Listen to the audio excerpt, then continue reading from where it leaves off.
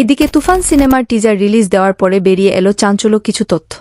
তুফান সিনেমার রোমান্টিক গানটি রিলিজের আগেই ভাইরাল হয়ে যায় সোশ্যাল মিডিয়া। গানটিতে দেখা যায় শাকিব খান ও ওপার বাংলার নায়িকা মিমি চক্রবর্তীকে।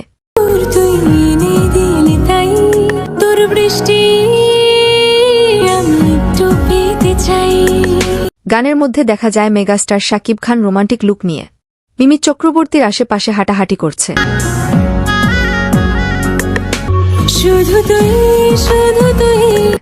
এই নিয়ে এখন চিন্তিত পরিচালক রায়হান রাফি। এটা কিভাবে সম্ভব? রিলিজের আগেই 20 সেকেন্ডের একটি গানের দৃশ্য ভাইরাল হয়ে যায় সোশ্যাল মিডিয়ায়।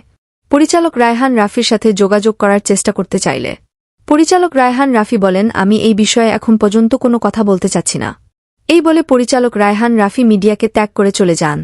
তো প্রিয় ভিউয়ার্স, আসলেই কি তুফান সিনেমায় এমন একটি রোমান্টিক গান রয়েছে কিনা তা আমাদের কমেন্ট করে জানিয়ে দিতে ভুলবেন না।